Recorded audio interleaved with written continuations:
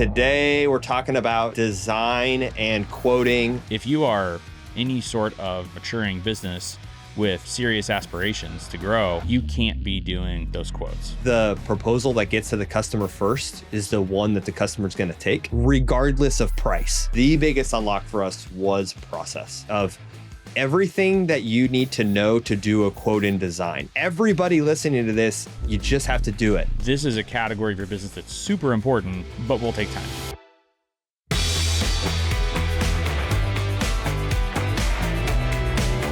Welcome to Entry and Exit, episode 6.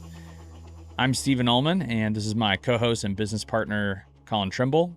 By day, we run Alarm Masters, a fire and security company in Houston, Texas. And by night, we are elite podcasters.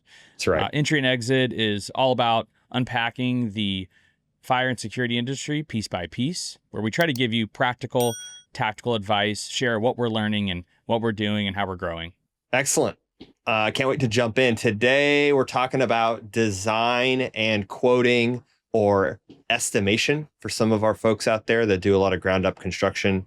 One thing that we hear a lot is, and something we've experienced too, which is, hey man, I am overwhelmed with leads and opportunities. I can't seem to keep up with all of the quotes and proposals that I need to get out the door. Many of them are done late at night when you're done, out in the field or done with team meetings and answering emails. You get back, you sit at your desk or your couch or wherever, and you're trying to crank out a bunch of proposals. Who knows if they're right? Hopefully they are. It's slowing you down. It's taking you 7 to 10 days to get a lot of these proposals back that really you should turn in 24 to 48 hours.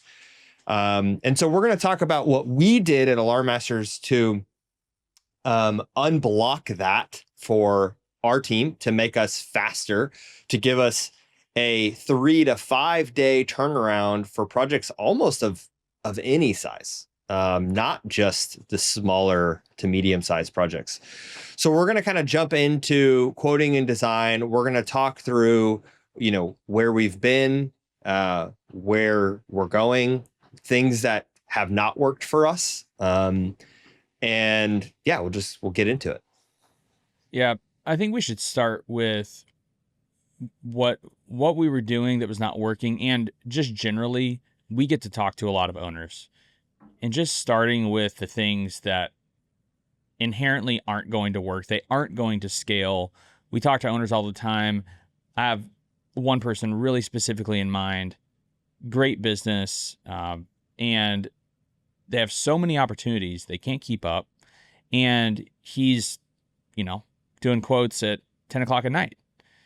And, he's tried before to hire someone to kind of run estimates or quotes for him. Didn't really work out.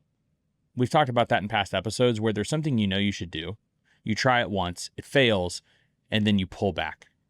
And this is one of those areas where you really have to kind of double, triple down across a few different areas, whether we'll get into this of people and process and technology.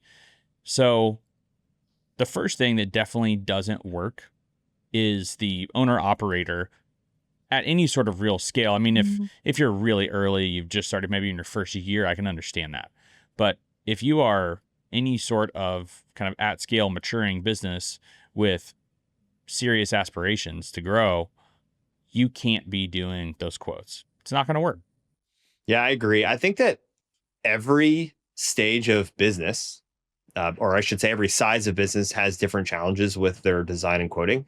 The new operator who doesn't have a salesperson believes that he or she is supposed to be doing all the quotes themselves. The operator that has a sales team believes that his or her sales team should be doing all of the quotes. And I think that both approaches are not correct. And we definitely take a different view on that in this industry. We talk a lot about enabling our salespeople to do what they do best, which is to sell.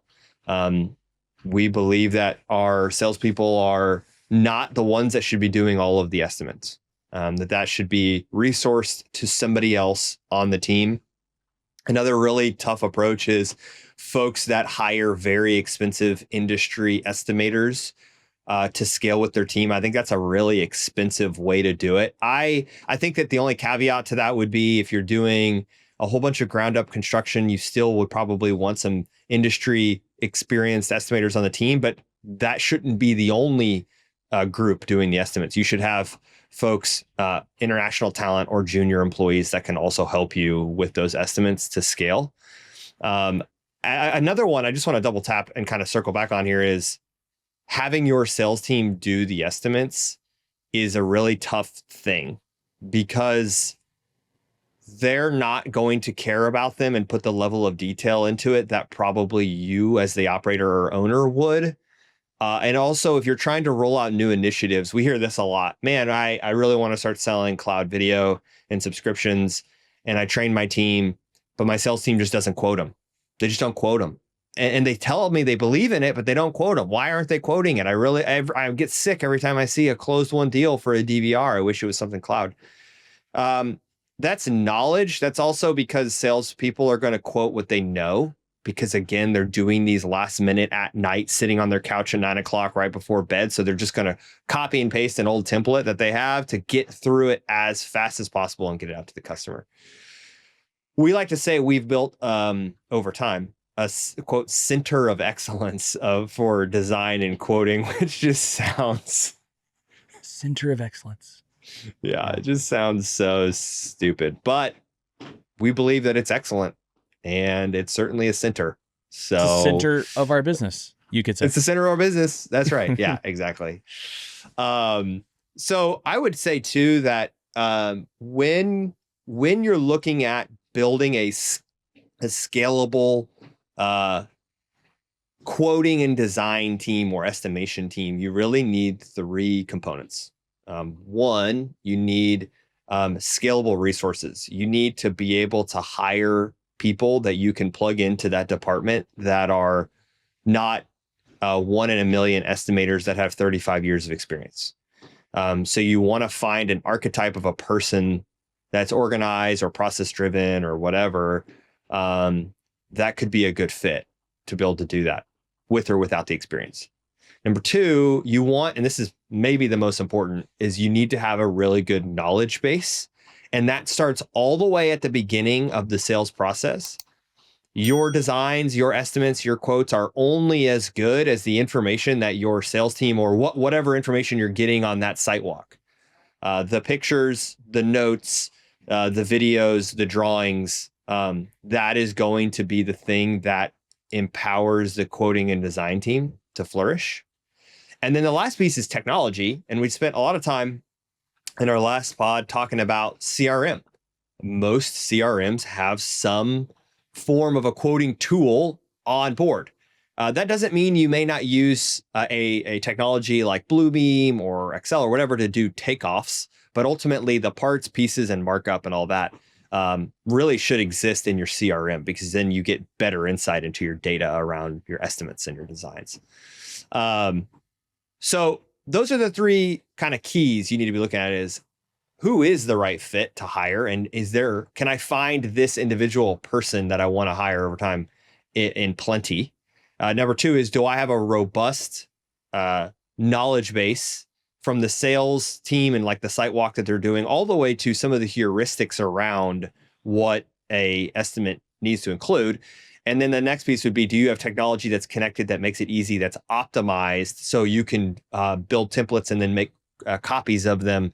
Or even we'll tell you a little bit about some of the stuff we're doing with AI right now to build out even faster versions of estimates, because we're trying to get our kind of 3 to 5 day turn time down to 2 to 3 days. When we got started 2.5, 3 years ago, all 3 of those categories were bad or non-existent, essentially. So, we've spent a lot of time and energy, money, focus in this area of our business across all 3 of those categories. And I would say even just in the last few months, we've started to really feel like we actually, we joked about center of excellence, like that there is some real excellence there. Certain parts of it improved faster than others, but this is something, I think, to set expectations. I don't think this is going to change overnight. No. There's certain things that you can do that you can change and kind of pull a lever in your business and see some quick wins. There's not as much of that here. So I think we want to be practical. We want to be realistic. This is a category of your business that's super important, but will take time. And so the first part of that was who was doing those quotes, Collin? Who was doing the quotes? I can't remember. Yeah, that would have been me. I was doing all the quotes and all the proposals and all the designs. I think, Stephen, you made a good point. You said, hey, this is something that we've really refined over the last several years and months. This is an interesting one, too, because there was a lot when we purchased the business that we were like, we know we need to fix this. We need to add a scalable sales team. We need to add better technology. We need to have a customer success team. We had a whole bunch of stuff that we knew before we signed the dotted line to purchase the business that we needed to fix. This was not one of those things that was on our list of, oh man, we got to really solve this problem. So this came out of feeling the pain and the bottleneck of proposals and quoting and design. And so like many of you, I'm sure, I would do the site walk. I would go out. I would collect the information. I may have a technical question or two that I needed to ask somebody on my team. Hey, what kind of door locks do I need to use on this particular door so that I can add access control or whatever the case may be? I would get those parts and piece recommendation. I would build out a Excel sheet that had a template that was literally the most basic Excel sheet known to man. I would mess around with the margins, add, miscellaneous to capture zip ties and whatever. And I would take that number and I would go into a Word doc that was a template, and I would copy and paste the number and update the scope of work. And there was no revisions or track change. And half of it was on my desktop and half of it was in our, Google Drive. And my team would say, what's the latest proposal that you sent to the customer? There's been multiple versions. There was no version control. There was no date control. If I lost it, I'd have to start over again and figure out what kind of math was I even doing to figure that out. We would get it to the customer, and that would take days to do that. Days, even for the smallest of jobs. A $5,000 job would take me multiple days to go through that entire process. And we didn't really improve that process at all while I was doing it. We hired our first salesperson, and we put all the quoting and estimate and design on him, and he had to do it all. And that slowed us down tremendously because he came from outside the industry. So everything I had learned in the first, kind of 2 years, I had to then knowledge transfer that to him. And so that slowed us down even more. It was like we took 2 steps backward on that. And then honestly, from there, that's when we got technology. But I'll say this: just getting the technology before we had the knowledge base and before we had the resources staffed up, the technology didn't really speed us up that much. I mean, It did a little bit. We probably felt 10 to 20% improvement from getting off spreadsheets and Word docs to putting it into Salesforce. There's certainly a little bit of an improvement there. But when you have kind of all 3 of those ingredients, that's where the magic really happens, I think. You alluded to it, but the bottleneck of all this that really prevents you, again, we want to talk about how to grow and scale, become a business worthy of being acquired over the course of time, whether you want to do that or not. This is one of those areas that has to mature. And it is also, from what you said, from our own pain, we got very, kind of bottlenecked, held back. And so you can get held back in all 3 of those areas. You could potentially have the right person and kind of a good knowledge base, but you don't have the supporting technology. You can still kind of have that bottleneck. Same thing, like if you lack the information or if you lack the people, if you're doing it yourself, all 3 of those different areas can kind of create the bottleneck. Would you say, I think I would say that the people and knowledge, though, like you said, those come first. And I think those actually create the bottleneck more so. Yeah, I agree. Yeah. The knowledge is sitting in a few people's brains, and there's only a few people that know how to do it and can do it. And so that is the biggest the biggest bottleneck for us. And so technology, we're big technology homers, but I'm going to tell you that wasn't the big unlock for us. The biggest unlock for us was process. What we spent time doing was building out a very large 15-page, our first version was 15 pages of everything that you need to know to do a quote in design. Everything from, hey, salesperson, during your site walk, if it's this type of scope of work, these are the pictures you have to take and the things that you need to determine when you are out on site. Just here's some quick examples that everybody in the industry would know. Okay, it's a commercial application. I am going to hang new cameras. I'm going to run new cable. So I need to know, where is the head end going to be located? What closet is there network and power there? Is it high speed network? Is it the speed we need? Okay, now I'm running the cable. Is this drop ceiling, open ceiling, hard ceiling? What are those rough distances? Okay, now where is the camera endpoint? Where is the camera going to be mounted? On what is it going to be mounted? And what is it looking at? And so those would be examples of pictures that needed to be taken, and videos and notes that needed to be handed off. And then from there, how does that information get translated to our, what we would call our solution engineer? And the solution engineer would then put those pieces together. How does our solution engineer know, okay, how much labor am I supposed to use? I buy a box of cable that's, whatever, 1,000 feet. This is 1,200 feet. What do I do? And so there's a tremendous amount of heuristics, I call them, that we use every day. You guys probably have them too. Here's another one. I would say, hey, if I'm going to mount a camera that has existing cabling, and I'm going to test the cable, make sure it's connected to the box, mount the camera, make sure the camera is set up correctly. I'm going to say roughly 2 hours per camera of labor to do that. Well, that's a heuristic that we would use. I have hundreds of those, and those have evolved over time. And so we documented all of that and then trained both the sales team on the pictures that they needed to take in the notes, and the solution engineer on the heuristics to do that, all the way down to how to write an extremely tight and protective scope of work. What things need to be called out in the scope of work? What things need to be called out in the exclusions list? And what is the steps or process if, we're doing a takeover and we're using existing material? What if one of those things is broken? Calling all of that out in the scope of work to make sure that we're tightly protected was really, really important. So we built that knowledge base, and that was the biggest unlock. And unfortunately, everybody listening to this, you just have to do it. You have to take the time to spend, hours and days over, the course of several years to collect those heuristics and those notes. If anybody has any questions or wants to see some examples of ours, they can hit us up and we'll talk to you and kind of send you some of the notes that we put together on ours.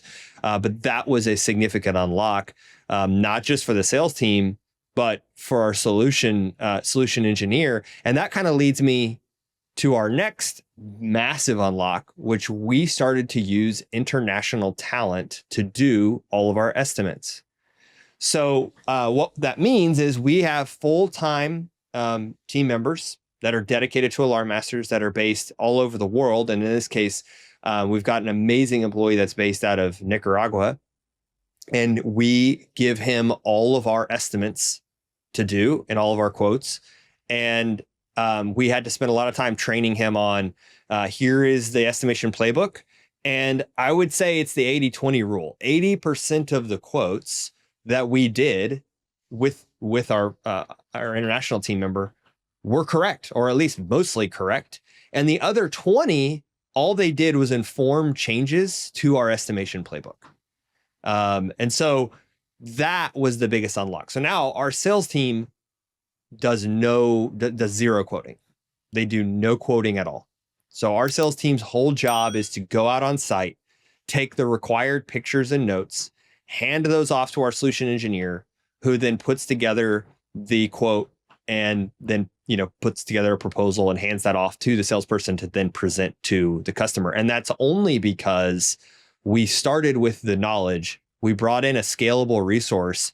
We got so busy that we got another international team member that was in Nicaragua to back up, to help with all of our service quotes. How many times Does your team need, you know, you got to do a service call and it's not quite project size. It's a couple grand. You got to replace the fire panel. Of course, the customer's going to want a proposal, and they should have one with a scope of work.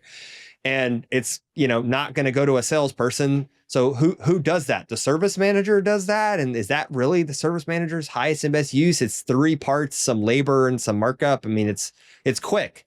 And there's a lot of them, and they're not very big. So we hired another international team member just to do the service quotes. So now when a technician is on the field and they say customer requested a service quote, that goes into a queue, and they follow the same exact procedures. Just some small variations in terms of the heuristics that we use for the service department. But that has been something that we built over time. We first figured out when we handed off to the salesperson, oh, okay, they're busy. Let's give them technology. That'll make them faster. Well, it did. It made them about 10 to 20% faster. But then we were like, man, we really need to give this to an international team member who we can pay to do this for us. And that can be their full-time job. But then we thought, well, if we're going to do that, we really need some guardrails to put into place to make sure that team member knows what they can and can't do. What markups are they allowed to go above or below? And what do they need to do when they have, you know, questions? Who do they escalate those to? So that was a little bit of our progression in terms of how did we get there? And it did not happen overnight. It was really trial and error. And in fact, and in a little bit, we can kind of get into something we just found out as recently as 60 days ago, another big gap. So we can dive into some more of that. Yeah. And one thing that you brought up was our international team. And that's something that we'll talk about in future episodes. It's been a really big win for us, and also just really fun. And there is an order of operations to being able to do that, right? So kind of process begets people in that scenario where you can have an effective international team. A lot of people already kind of in, you know, services, home service, blue collar, whatever, may use international team members more on customer support. We've taken that further in a few different areas of our company, but we wouldn't be able to do that.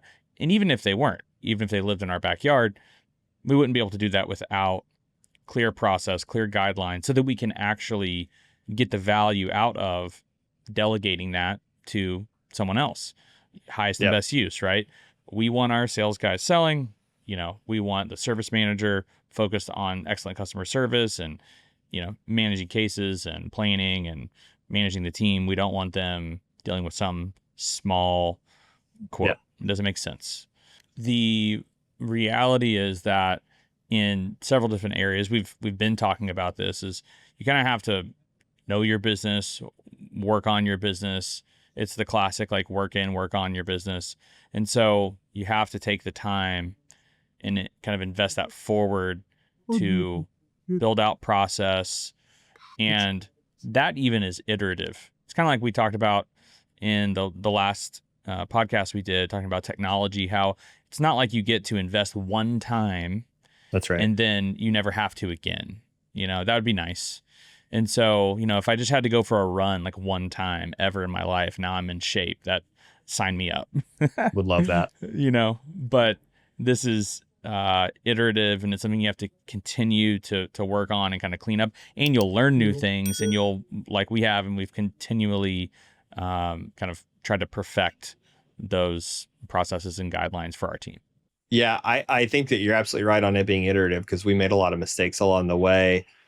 I also, you know, kind of on the I team, international talent team, I think when you're thinking about that, the more information and playbook you can give them, the more successful they're going to be. That's an extremely true axiom. The other thing is you want to hire based on personality and skill set, just like you do for other roles. And so, you know, if you're hiring a salesperson, you know, you may be looking for somebody that's outgoing, that loves people, that is aggressive or potentially competitive. Those would be the traits that you would look for in a particular person for sales. And similarly, if you're looking for international talent for doing quoting, you would want somebody that's highly organized, technical, process driven, and resourceful.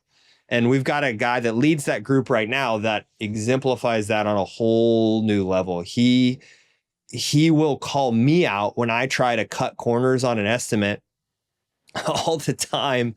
I'll try to do a little, smackaroony, throw in a super skew that includes a bunch of stuff, but it's not clear and it's going to cause headache down in the line. Because again, that's another thing that's really important to call out is it's the quality of the estimate comes from the sales team. And then the quality of that estimate impacts the operations team. So if the estimate and the scope of work are not really tight and there aren't, markups or as-builts that are attached to it, you're kind of setting up your operations team to fail. And you may have a great project that turns into a crap project because you did not estimate or provide the right information on that quote. And so I think it's really important that solution engineer is the bridge between both the field sales team is what we call them, and then our operations team, our project managers, to make sure that, and then there's a feedback loop, right? Of, okay, well, now we do postmortems on, well, this was missed. The salesperson said that we were going to take over their existing access control system and just replace the panels. Well, it turned out the existing panel cabinet had the power supplies built in and we couldn't use those power supplies. And so we had to, out of our own pocket, charge the customer for a power supply, and that was $600 or whatever that we had to eat that we couldn't use as a change order simply because the salesperson didn't know what to take pictures of. And so that was a quick change that we made within the playbook. And again, I'm returning back to the original point, which is, hey, hire the archetype or the type of personality for this role is really important. Another thing for us is they had to have phenomenal English, and being bilingual was important to us. With Spanish being down in Houston, a lot of our customers speak both English and Spanish, and being able to have that flexibility was really important to us so we could adequately communicate with the customer, because our solution engineer sometimes will actually communicate with the customer. And that's not super common, but it does happen sometimes when we're working with customers on revisions where they want us to say, oh, okay, well, you take over these 5, but I actually want to add these 3 other cameras, and can you swap it or whatever? We'll let our solution engineer communicate with the customer to get some clarification. Again, all in the name of freeing up our salesperson, so that the solution engineer doesn't have to ask the salesperson, who has to ask the customer, who has to communicate it back to the solution engineer. We try to close those loops as fast as possible. Yeah, and that actually kind of leads me to the next topic, which is how we report on, grade, think about metrics in this area of our business. How do we maybe see a yellow flag, even though we've improved, kind of the design, quoting, estimation area of our company dramatically over the last couple of years. What are the things that, whether it is kind of closing the loop and catching something, or just generally speaking, from a metrics, grading, even performance review, like, how we think about that in this area of our company. Yeah, I think a way to summarize that is, how do you know if it's working? How do we know if it's working? And I think the 2 highest levels of that would be turn time and profitability. Post-project profitability would be the 2 biggest. Turn time is the one that we look at, obviously, from a pre-sales perspective. So our sales team, we try to keep the estimate turn time between 3 and 5 days, regardless of the size, assuming we have all of the required information from the customer. Like, we can't go do a site walk for a customer that wants a new fire system, but they haven't given us their drawings. So there's nothing we can do about that. But the minute we get those drawings, that clock starts, and now it's 3 to 5 days. Another just sales nugget. While we're parked here for a second, I can't help myself. Typically, the proposal that gets to the customer first is the one that the customer's going to take. So speed to quote is one of the largest influencers of a project, regardless of price. So I have a dream that in the future we would get to 24-hour turn time on all of our estimates. That's our goal. We're trying to get there as fast as we can. We've got line of sight to it. We believe that it's and the numbers are clear for us. It's like, hey, the shorter the turn time, the faster, the more likelihood that we're going to get that job. Profitability is really important. We look at profitability as a post-mortem metric. So we've got a project dashboard that shows us the pre-job margin, or what we call the estimated margin. And then we have the completed margin. So we're going to make sure that those are really tight. And if they're not within 1 or 2 points of each other, we're going to figure out why. Sometimes that's an operational issue. We had the wrong guy assigned to the project who didn't know how to program that access control system. And it took him 3 times as long if we would have had the other guy, who does know it and could have done it like it's the back of his hand. So those are kind of the big ones that we're looking at.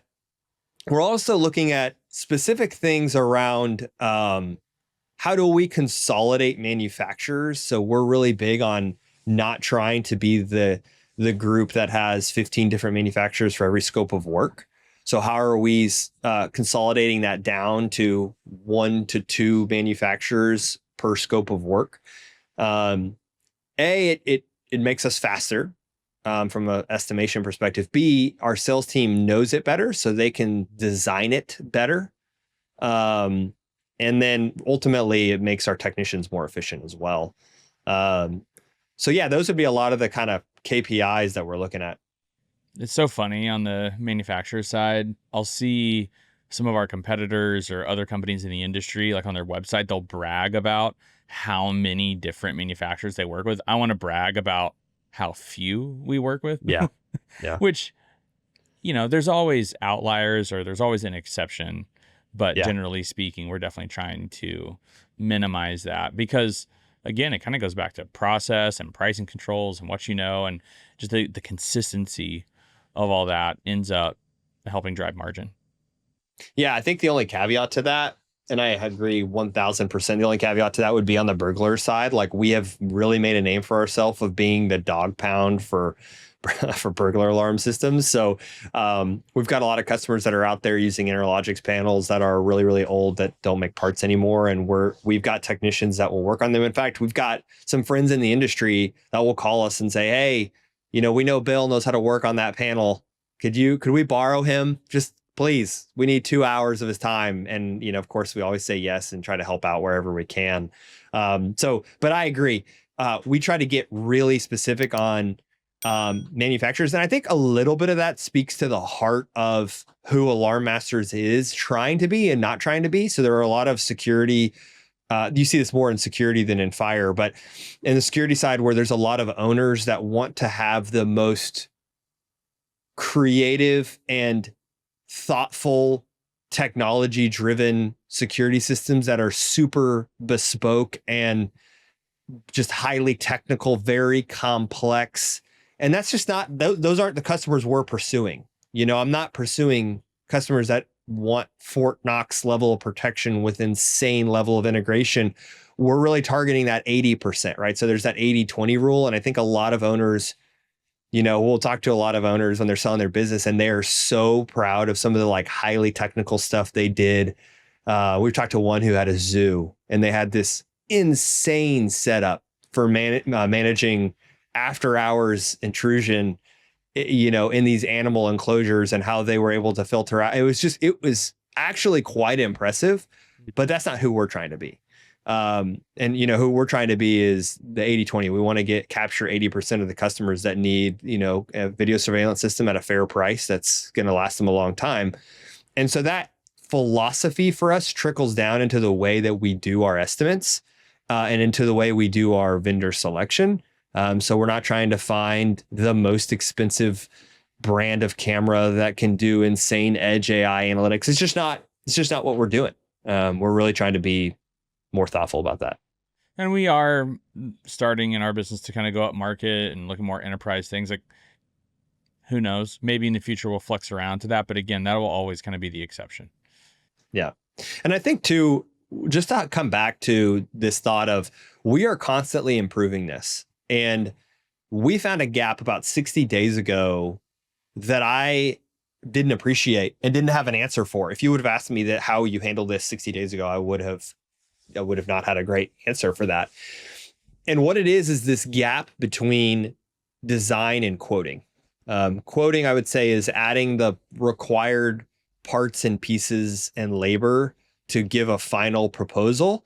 And the design is where are we putting the cameras to monitor the things, right? So if you've got a field salesperson that's out on site and the customer says, well, I really need to see this gate at this time of day, it's really up to the salesperson to be able to say, well, that gate's pretty far, so we're going to need a longer range camera, and you want to be able to see it at night, and there's not great lighting, so we need, and so there's a little bit of design and technical sales that we were throwing on our solution engineer, who really, that's not their best fit. They're really good at following rules and process and having to kind of understand the feature set of the individual manufacturer was really hard for them. And so we were getting bottlenecked on a lot. I mean, I would say 30% of our quotes were getting bottlenecked. Another really big one that we got bottlenecked on was access control. So having to quote the locks on a door. So if you do access control out there, you have obviously your readers and keypads, and then you've got the control panel, but then the lock and then the associated door hardware that goes with that lock is complex. It's tough for me to even figure out what is the right combination of parts for that, and then the associated power supplies that go along with that. And so we were getting bottlenecked on every one of our net new access control installations because we didn't know, and the solution engineer didn't know, and then the salesperson was brand new from outside the industry, and he didn't know. So he was trying to go to our service and ops managers, and it just so happened that they were out in the field, and it was like a really kind of busy time, and so they weren't getting their answers, and the customers were getting frustrated because it was taking us 7 to 8 days to get these turned around. So we're solving that again 3 ways. We're solving that with people, knowledge, and we're solving that with technology. On the people side, we're creating more resource in our office. We're doing technical office hours. So we have 2 senior level operational folks that come in for a full day on Wednesdays, and they meet with the sales team, and all they do is answer technical questions. So that's one way. The other way we're doing it is we're doing significant training. So we're bringing in our manufacturers to train our sales team on how to do these designs. Hey, when you go out and you see this and you get this problem from the customer, here is how you would handle that with X camera or X door lock or, whatever. And then the last piece is really, I mean, I'm going to call it cutting edge. Maybe it's not that cutting edge, which is we're using AI to do a lot of that design work. So we've uploaded quite literally thousands of pages of data sheets from manufacturers, user manuals from the manufacturers. We actually downloaded the entire NFPA fire code. We also downloaded what I would say tribal knowledge that comes from me and our operations managers on general rules of thumb, heuristics that we use. And then also what we did is we downloaded a whole bunch of locksmith type best practices and knowledge, so that now we can take a picture or multiple pictures of a door, and we can upload that into an AI agent that will then spit out the exact set of locks and power requirements for that application. And we've tested it, and it's right 95% of the time. We even created guardrails around it to only make recommendations for the suppliers that we want them to work with. So we don't want them to quote some very obscure door lock or some obscure camera. We want them to only quote these specific ones. So that has been a recent development over the last 60 days that we've spent a lot of time building and have seen a lot of success on, getting our team trained from the manufacturer, making sure we have office hours with our technical team, and then building this AI agent to help us do a lot of that design work. That's really exciting. I think we're really just at the beginning of benefiting from all that effort. And back to a past episode, you could try to do some of this in a one-off way, but it really doesn't make sense to pour yourself into what you call kind of cutting edge, bleeding edge type technology without having the foundation. So again, we took the time to build the foundation of people, process, technology, so that we can then take some shots like this that's unique. I don't think a lot of people are doing things like this, and many companies, operators don't feel like they have the time or bandwidth to even try. Right. And so, the effort and the focus in the past has led us to a place where we can even try to explore some of this. And then, I think from a homework perspective, we always love homework. I think the homework here really is to assess where you are. Is this a significant, maybe there is a more significant problem in your business today that deserves to be kind of primary, but I wouldn't be surprised if a lot of people living into that kind of 1 to 3, 1 to 4 million, that range, this is a massive issue, because we've talked to a lot of owners in that range, that have this exact challenge and they feel behind. So I think take an honest assessment of where you are across all 3 of those core areas in that kind of quoting and design estimation part of your business, and then take action. Just like, we always ask, like, go choose a technology solution. This goes back to our past episode, technology roadmap, that it's connected and those systems talk, where they're integrated, and spend the time to build out the process, and don't maybe overspend on a hire here. Like, you don't necessarily have to do that just to like no silver bullet here. Like, document all of your processes. It is iterative. You don't get to do it once. Anything else? Yeah, I would say start on your playbook right now. Start chunking it in. Like, this doesn't have to be perfect. It doesn't have to be formatted nicely. It can be in your own words. So what I would do is open up a Google Doc today, type in the title estimation playbook, and I would start adding all of your general heuristics. Hey, every time we mount a camera, we do X number of labor hours. For every distance we do X number of cable, we round up to this X number of boxes. For access control panels, this is what we like to use. In that playbook, start to dictate what manufacturers are your top 1 or 2 per scope of work. Do it in an unstructured way and overload it with data. Don't stress about the way it looks or feels or whatever, and build that. Take 30 days of just estimates that you're doing. And every time, just add something in there. If you could even add 1 or 2 things a day, you're going to pick your head up in 30 days. Cleaning that up and structuring it, super easy to do. Getting the information out of your head is the biggest pain point, is the hardest step to take. So I would just give yourself a little bit of a break, and just maybe it's just an Apple Note on your phone, but I would just start and creating that note with all these heuristics. Man, your future self is going to be psyched that you did that, because it's going to be good for you. It's also going to be good, even if you don't buy into the whole salespeople shouldn't be doing the quoting. It's great. That's a great resource for the salesperson. Whoever's doing quoting in the future is going to benefit from that. So just to add to the homework list is, I would add and start building your knowledge base. Well, as always, if you've enjoyed it, please like and subscribe to Entry and Exit, and leave us a review. Say something nice. Yeah. Talk to us about 5 stars, if you would. 5 stars, very strong jawlines. Anything that you might think to leave, and just a little note of encouragement anywhere you listen to podcasts. Thanks again. Thanks.